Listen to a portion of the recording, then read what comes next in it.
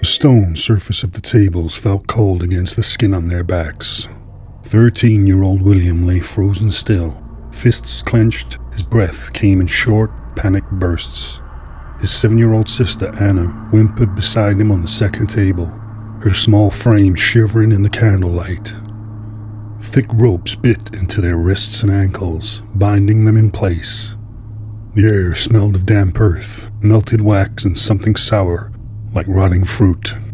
The witches moved around them, their long, gnarled fingers tracing symbols onto the children's skin with a thick black paste. One of them, the taller of the two, hummed a tune that made William's stomach twist into a knot. It wasn't a song, it was a spell.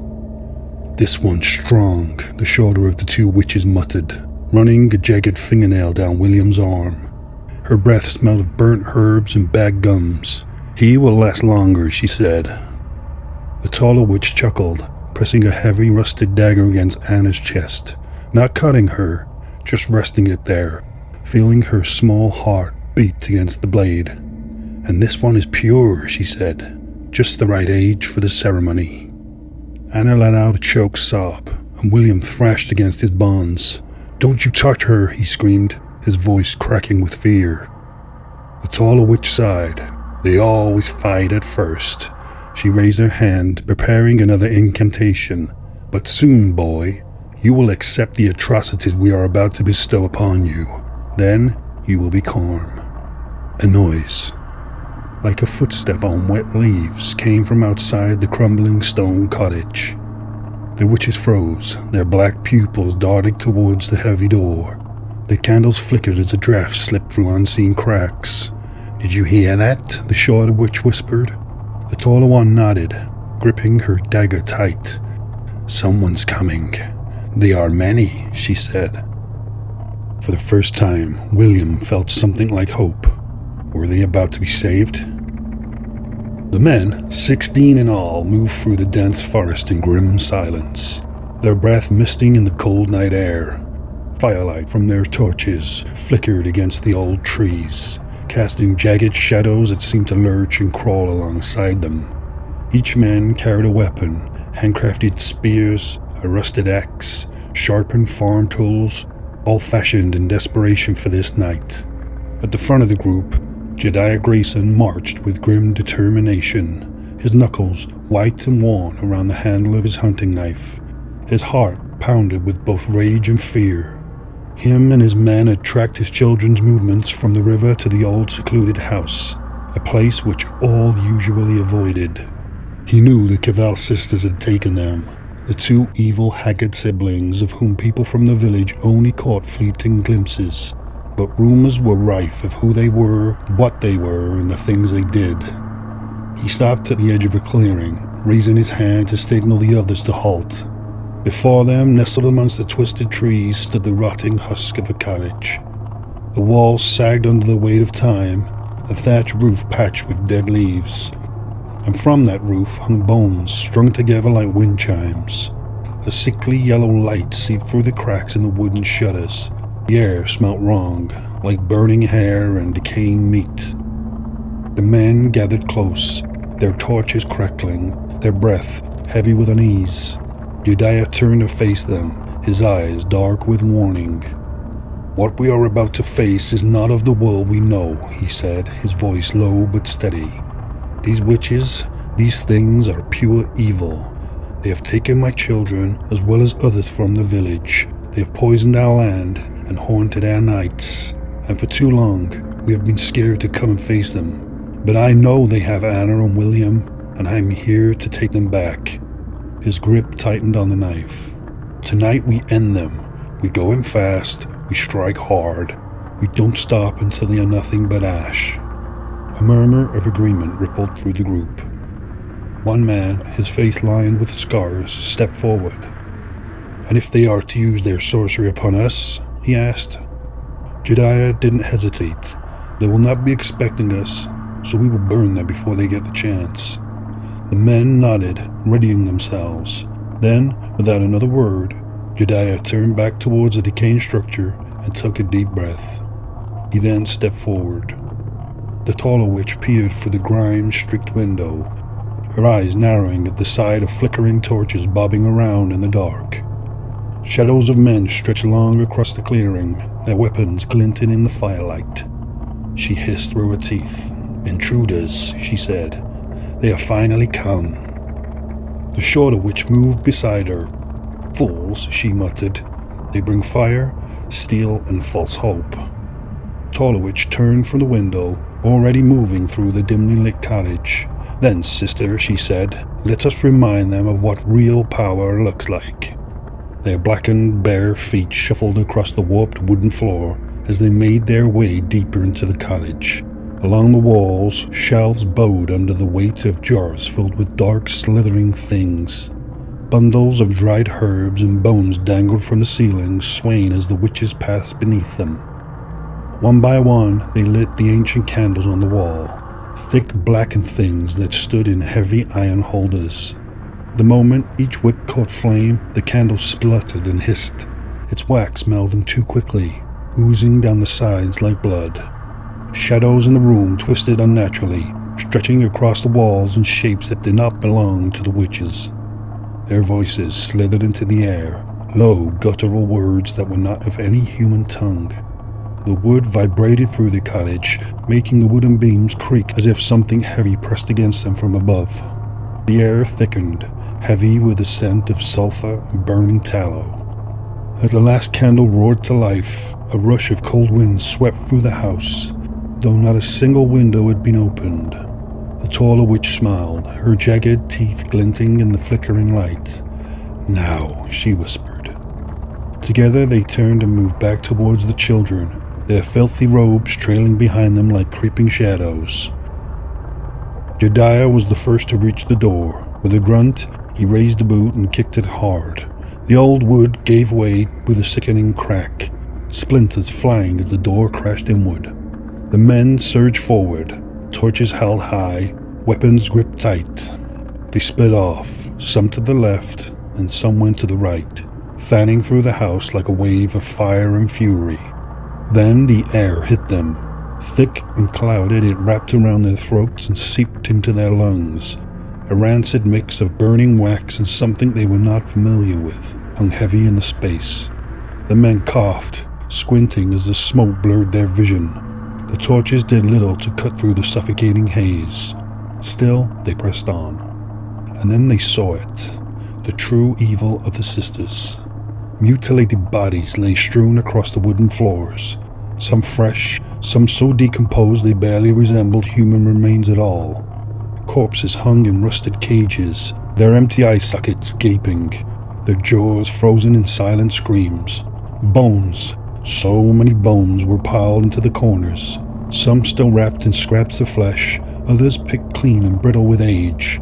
Dark blood stained the walls in handprints, streaks, and dark symbols were carved deep into the wood. A man gagged behind Jedediah, another whispered a prayer under his breath. But the children's father did not stop. His stomach churned, his grip tightened around his knife, but he did not stop. His children were here, he knew it. They were somewhere within this house of horrors. Through the smoke and shadows they entered a large room, and there, standing perfectly still in the furthest corner, were the witches. Side by side, no expression, no resistance, just still and staring. Their robes hung loose around their withered frames, their clawed hands resting against their sides, their faces pale and stretched, bore no fear, no anger, just a patient stillness, their lips cracked and dark. "Never have I encountered such evil," Jedediah said. "Today you will reap that which you have sown." The sisters did not fight as they were dragged from the house, their bony feet scraped against the dirt, their robes torn and trailing behind them. The men surrounded them, spitting, cursing, striking them with fists and the blunt ends of their weapons. Blood ran from the wounds on the witches' faces, but still they did not cry out, they did not beg, they simply watched. Jedediah stood before them, chest heaving, rage and grief twisting his face into something unrecognizable.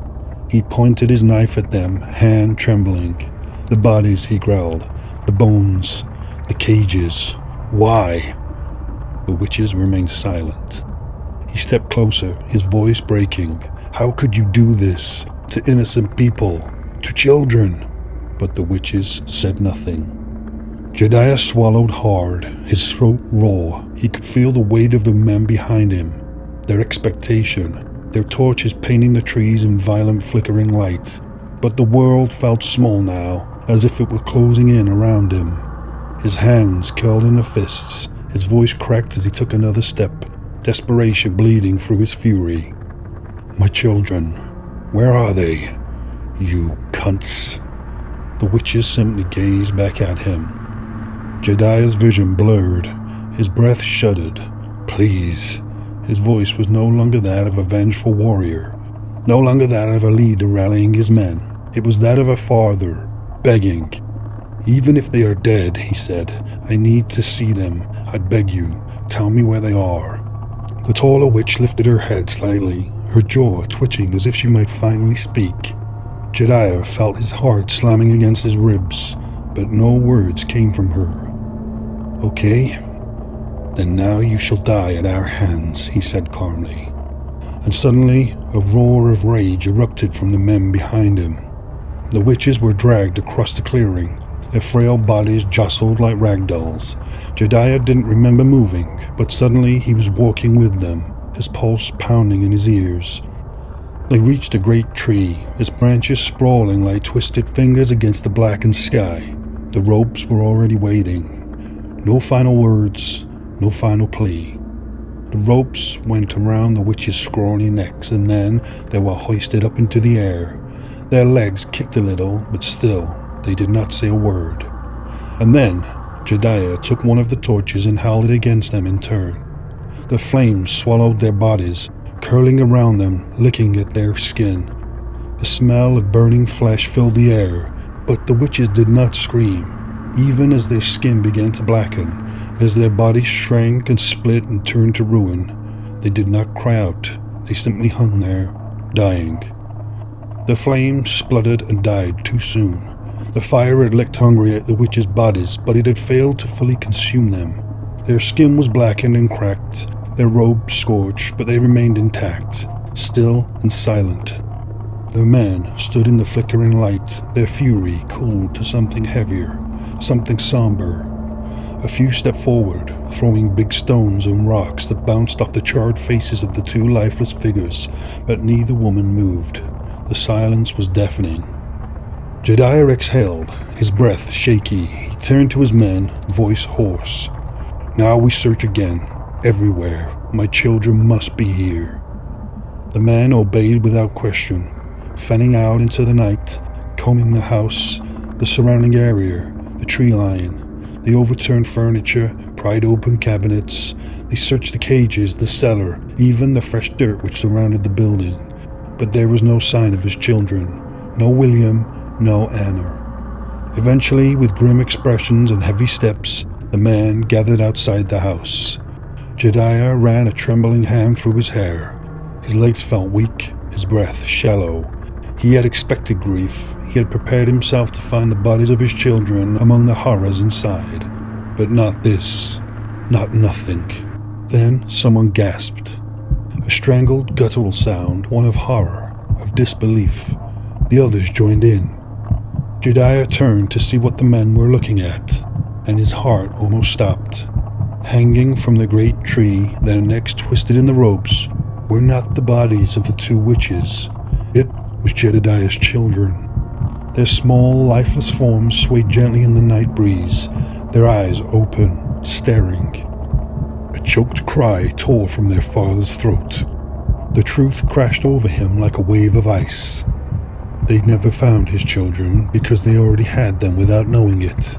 They had beaten them, strung them up, had thrown stones at their small, delicate faces, and they had stood before them watching them burn, triumphant, blind, cursed.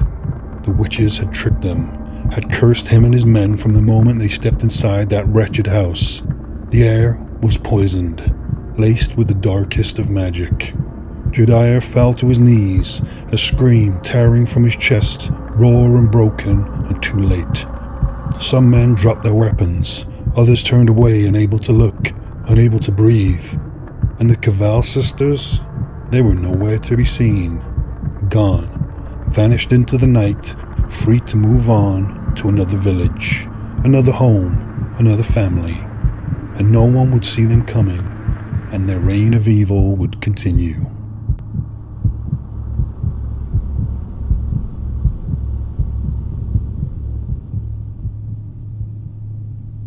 The knock at the door came just after sundown. Margaret shifted in her chair, knitting needles paused mid-stitch. She wasn't expecting company, wasn't expecting anything really except for another quiet evening alone. She rose, her knees cracking, and made her way towards the door. Through the peephole she saw a boy, maybe 15, standing in the yellow spill of the porch light. He was wiry, with dark eyes set deep into his pale face. She'd seen him before, one of the neighborhood kids, lived down the street. Though she couldn't quite recall his name, or wasn't even sure if she'd ever known it at all. Margaret hesitated. She'd stopped opening the door after dark years ago, when the world had started to feel like a place that would swallow an old woman whole if she let it. But he was just a boy, too young to be a real threat, and he looked like the quiet type. She unlatched the door, opening it just a crack. "Can I help you, son?" she asked. "Hi, Miss Jensen." His voice was smooth. "Sorry to bother you. It's just, my mom said you've lived here a long time. I was wondering if you could tell me about what it was like before." Before. A vague, strange word. She softened. People rarely wanted to hear her stories these days. They wanted to nod and smile and let her fade into the background like an old photograph. "Well," she said, opening the door a little wider, "I suppose I can spare a few minutes." The boy smiled, and for a second Margaret wasn't sure she liked the way it looked. She mentally shook herself out of it and told herself to stop being so silly. She opened the door and invited the boy in. Once inside, the boy walked through the living room, hands in his pockets, eyes flicking over everything. Her old china cabinet, the framed photos on the wall, the lace dollies on the table. He didn't sit, just stood in the center of the room, rocking on his heels. "So," he said, "was it better back then?" Margaret settled back into her chair, watching him. "Depends on what you mean by better," she said. "Before people got soft, before they forgot about the old ways." Something about the way he'd said it made a cold thing unfurl in Margaret's stomach. "What old ways might those be?" she asked. The boy looked toward the ceiling, in thought for a moment. The way that they kept people safe." His gaze landed on her, steady and unblinking. "Before witches were allowed to live among us." Margaret let out a small, breathy laugh. "Oh, is that so?" The boy didn't laugh with her. He just watched. She shifted uncomfortably. "There's no such things as witches, dear." He tilted his head, considering her. Then he said in a voice that did not seem like a boy's at all, "Oh, they have definitely existed, and perhaps they still live among us." The words slithered through the room, thick and cloying, sticking to the walls like tar. Margaret's breath hitched. "Well, that sounds a little ridiculous," she said, forcing a smile. "And even if it were true, what would I know of such things? I was a single mother raising children. I have grandchildren, and witches can have children," the boy interrupted. He then took a step closer. His pupils were blown wide, his mouth twitching in the corners. "It's funny, you know, Margaret, how nobody I've spoken to can actually recall seeing any of your relatives. No children, no grandchildren, only you. As for witches, they do hide among us. They wear the faces of kind old women who bake cookies and pet stray cats, but underneath," he then leaned in, "underneath, there's something else entirely." Margaret gripped the arms of her chair. "Son," she said, "I don't know what kind of game this is, but I'd like you to leave now." The boy ignored her. "I think it's time, Miss Jensen." "Time for what?" she asked. "Time for your trial." Her heart stuttered. Before she could finish her sentence, the boy was on her, something rough and damp pressed against her mouth. A sharp, acrid scent filling her nose, sweet and chemical, seeping into her lungs. She struggled, but her limbs were already turning to water, her vision darkening at its edges. Above her, the boy's face swam, too close, his lips curled into something like satisfaction. he murmured. Now let's find out what you are. Margaret awoke to darkness. At first she thought she was still dreaming, trapped in the syrupy black place where sounds stretched and bent, where nothing quite made sense. But then she felt pain, a dull throbbing ache in her head, a deep soreness in her shoulders and wrists. When she tried to move, something cut into her skin. Rope. Panic jolted through her like an electric shock. She was sitting on a hard, uneven surface. Wood, maybe. Her arms pulled behind her, her wrists bound so tightly that her fingers tingled. Her ankles were lashed together too, the rough fibers biting into her thin skin. The air was thick with a scent of rot and damp. A slow creaking echoed somewhere above her. It was not a dream. She tried to slow her breathing, force her thoughts into something resembling order. Where the hell was she? A match flared to life in the darkness. The boy's face appeared, hovering just inches from her own. In the weak, flickering glow, his eyes looked black and endless. Behind him, the ruined room took shape. Sagging walls, broken furniture, the remnants of a fireplace clogged with old soot. The air was thick with decay. This house had been abandoned for years. Good, the boy said softly. You're awake. Margaret tried to speak, but her mouth felt so dry it was as if it was full of dust. He smiled. Are you ready to begin? She swallowed hard. Begin what? The trials. He stood, stretching lazily like a cat.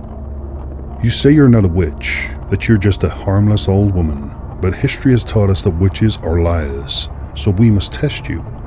Margaret's stomach turned to ice. He walked to the side of the room where a rickety table had been set up. On it, glinting in the candlelight, was an array of tools. Rusted metal, splintered wood, things she did not have names for, but in the marrow of her bones knew were meant to hurt her. She pulled against the ropes.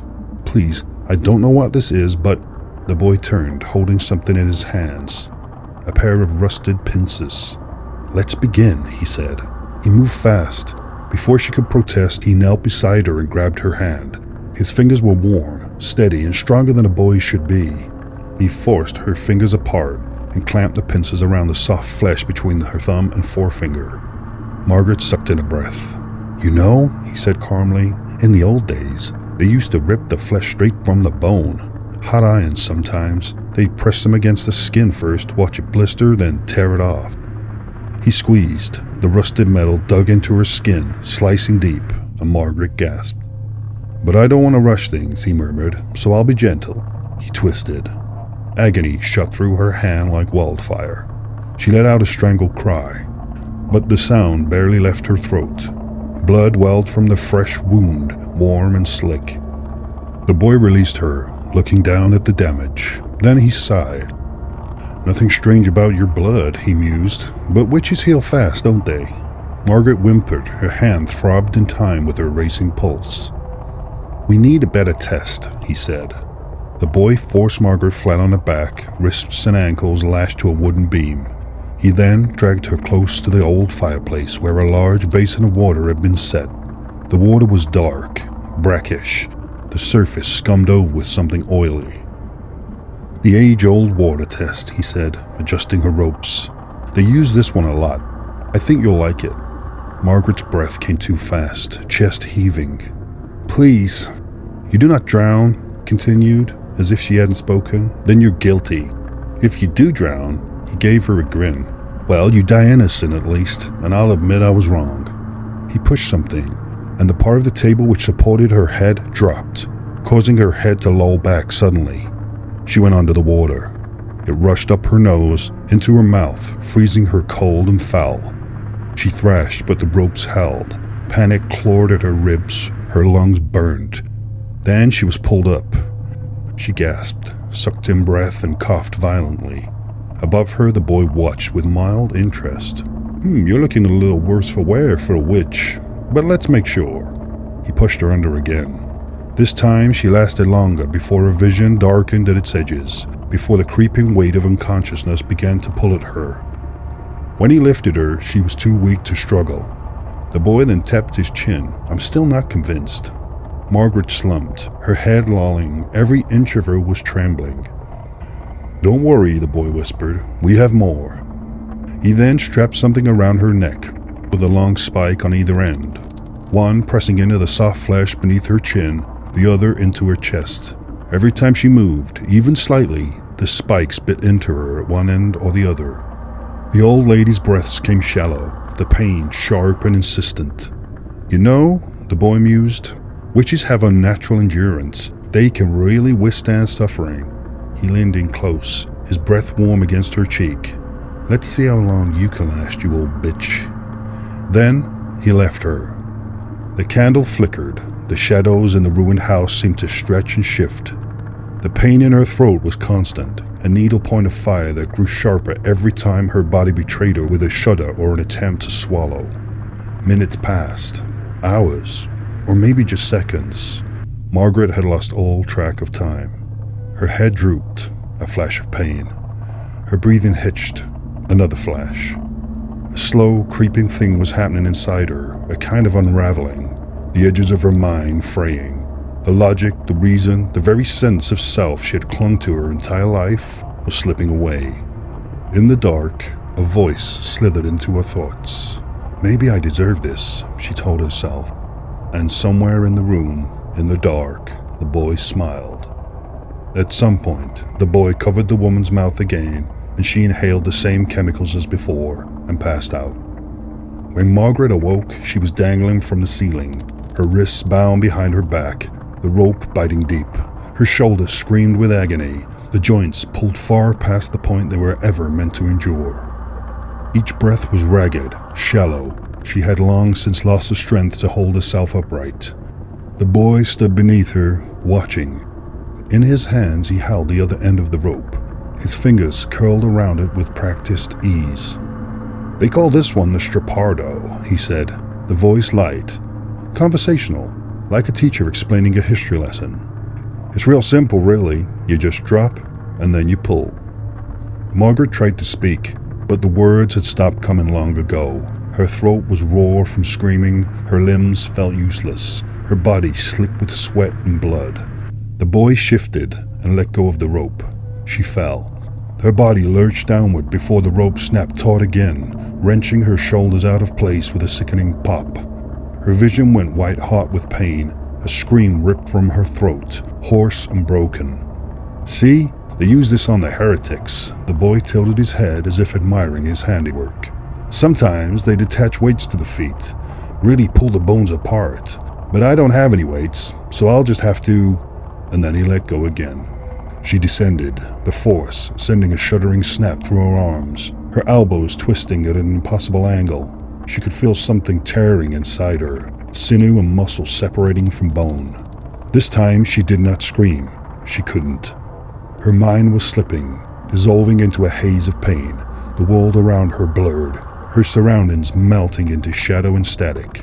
She knew deep in her bones that she would not survive another fall. The boy smiled. One more, I think, he said. Margaret's body convulsed as he let go for the final time. She fell hard, her body crumpled as she hit the cold, unforgiving concrete floor, her brittle bones snapping like dry twigs. Her head struck the ground with a wet thud, and then silence. The boy stood over her.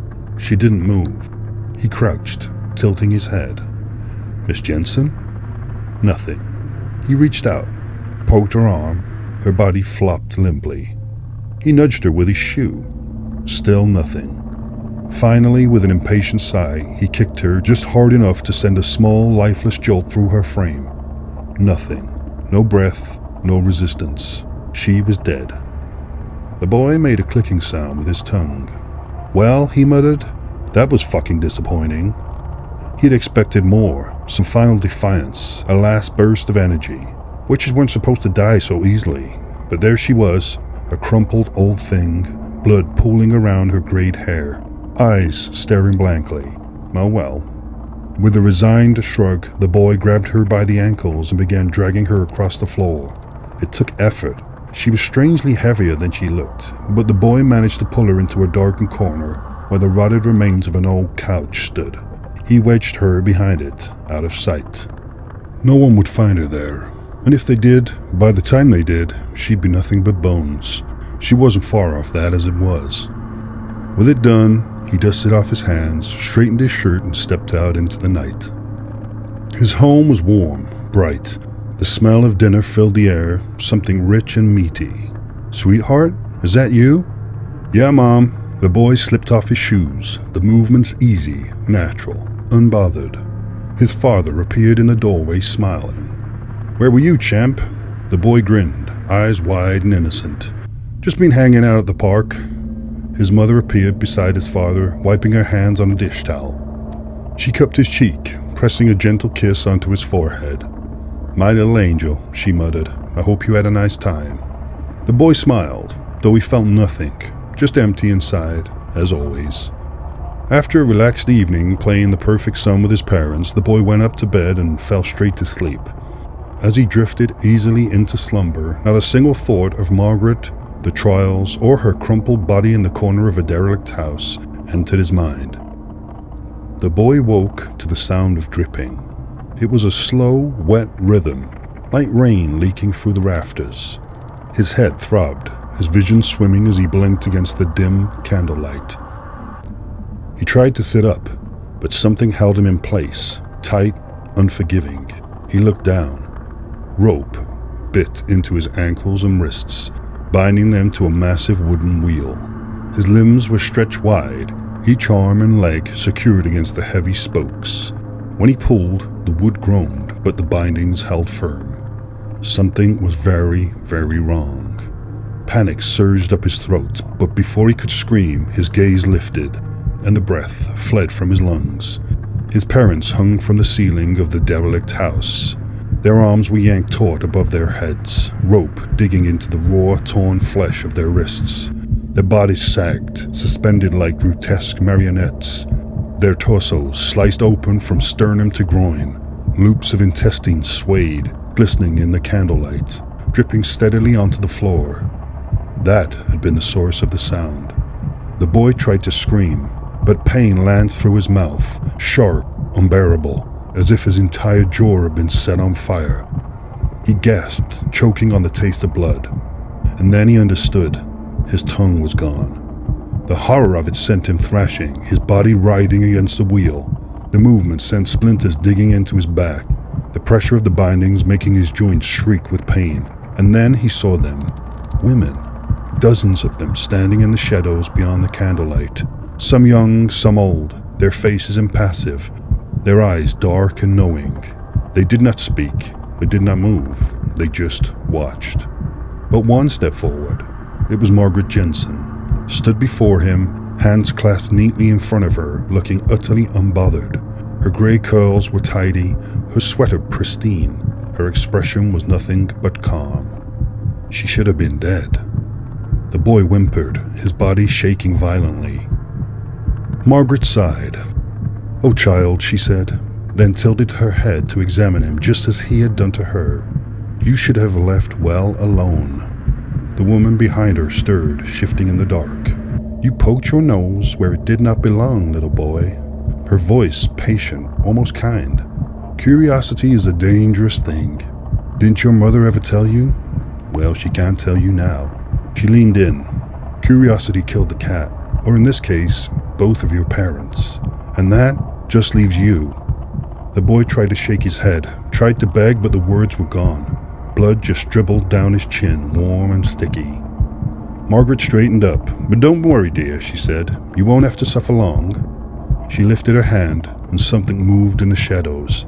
A massive figure emerged, stepping into the flickering candlelight. A woman, if she could be called that. She was enormous, towering over Margaret and the bound boy alike.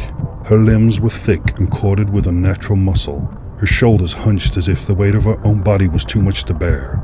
Her skin was mottled and scarred, her face distorted, not quite human, but not quite animal, something in between. And in her hands she carried a hammer, but not just any hammer, a blacksmith's maul, heavy and brutal, its surface dark with rust and dried blood. The boy sobbed, his entire body convulsing with terror. He struggled against the ropes with everything that he had, but there was no escape. "This is called the breaking wheel," Margaret said, "and you're about to find out why." She then stepped back. The other woman lifted the hammer and brought it down. The first blow landed on the boy's shin, snapping the bone clean through. A sharp, wet crack echoed through the room. He bucked against the wheel. His scream was a garbled, voiceless thing. The hammer came down again, his other leg, the force of it causing his shin to change shape into something unrecognizable. Then his arms, the delicate bones of the wrists and elbows caving easily under the weight of the blows. Margaret watched impassively. "Do you think you were the first?" she asked, as the boy convulsed. "The first little fucker who fancied himself a witch hunter? There have been so many others." The hammer fell again, this time against his ribs. The bones crunched, splintering into jagged fragments beneath his skin. Blood poured from his mouth, his body reduced to a twitching, ruined mess. Margaret crouched beside him, her voice still soft. "But I'll tell you a secret, dear." The boy's vision was fading, his limbs spasming. She leaned in close, whispering in his ear. "We have always been here, and we will continue to be. And you mere mortals will always fall at our hand whenever we so choose. You're pathetic creatures." The hammer rose one last time, and with a final devastating crack, the boy's head was split open like a watermelon, and then he knew nothing at all.